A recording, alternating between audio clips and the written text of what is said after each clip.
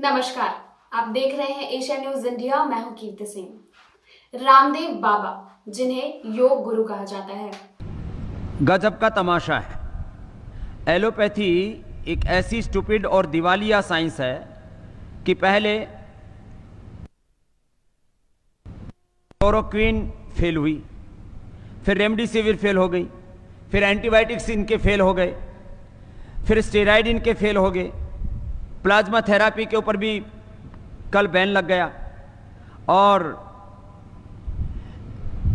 इवरमाक्टिन भी फेल हो गया, और जो है अभी एक बुखार के लिए क्या दे रहे हैं वो फेवी फ्लू, वो भी फेल है। जितने भी दवाएं दे रहे हैं, फिर लोग कह रहे हैं तमाशा हो क्या रहा है। बुखार की दवाई उनकी कोई कोरोना के ऊपर काम नहीं कर रही, क्योंकि आप बॉडी का टेम्परेचर उतार देते हैं। टेम्परेचर जिस कारण से आ रहा है, उस वायरस को, उस इन्फ्लेमेशन को, उस बैक्टीरिया को, उस जो है अलग उस फंगस को, जो भी अलग अलग प्रकार के इन्फेक्शन से जिस कारण से बुखार हो रहा हो, उसका निवारण तुम्हारे पास में है नहीं, तो कैसे ठीक करोगे। इसलिए मैं बहुत बड़ी बात कह रहा हूं, हो सकता है इसके ऊपर कुछ लोग विवाद करें। लाखों लोगों की मौत एलोपैथी की दवा खाने से हुई है।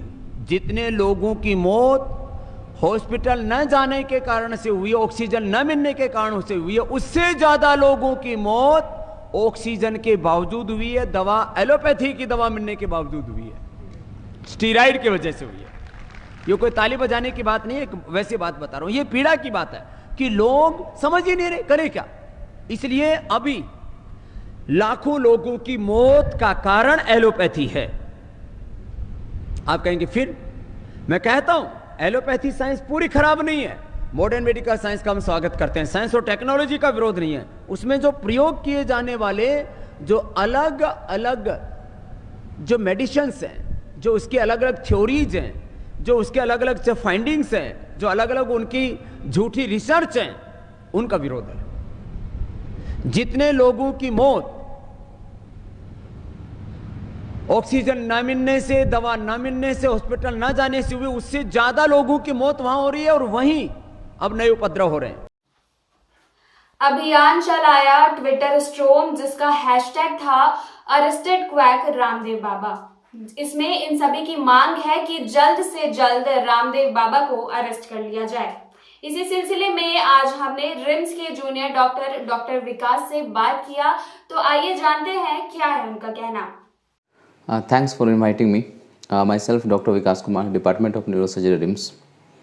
अभी जो बाबा रामदेव को लेकर जो बातें चल रही हैं और उन्होंने जो वीडियो में बताया है, तो उनके द्वारा एक स्टेटमेंट दिया गया कि जो एलोपैथी की साइंस है वो एक दिवालिया साइंस है। साथ ही साथ अपने उस वीडियो में उन्होंने बोला कि जो भी कोरोना के ड्यूरेशन में मौतें हो रही हैं वो एलोपैथी की दवाइयों से हो रही है, ना कि ऑक्सीजन की शॉर्टेज और अदर कारणों से हो रही है।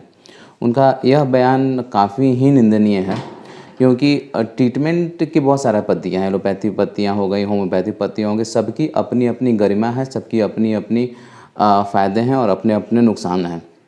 और जहाँ तक भारत की बात है, तो भारत में योग तो बहुत प्राचीन रहा है तथा हम लोग योग को प्रमोट भी करते हैं। लेकिन उसी योग का एक गुरु जब किसी दूसरे चिकित्सा पद्धति को इस तरीके से बोलता है, तो इससे समाज को बहुत ही नुकसान पहुंचता है।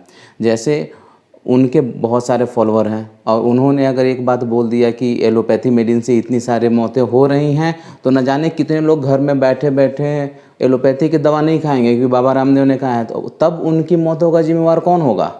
वो बाबा रामदेव ही होंगे। इसलिए बाबा रामदेव को इस स्टेटमेंट के लिए माफ़ी मांगनी चाहिए डॉक्टरों से, तथा अपने भक्तों को और जितने भी उनके फॉलोअर्स उनको बताना चाहिए कि एलोपैथिक साइंस की मेडिसिन भी कारगर हैं, तभी ये मैटर सॉल्व होगा। Thank you.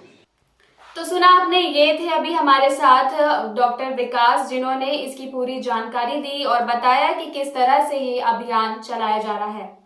लेकिन अब देखना यह है कि क्या सचमुच रामदेव बाबा को अरेस्ट किया जाता है या फिर उन्हें अपनी गलती का एहसास होता है और वो पूरे भारत के डॉक्टर और एलोपैथिक जितने भी चिकित्सक हैं उनसे अपनी किए गए कार्य के लिए माफी मांगते हैं या नहीं।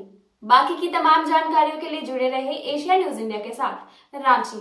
तब तक के लिए घर पर रहे, सुरक्षित रहे।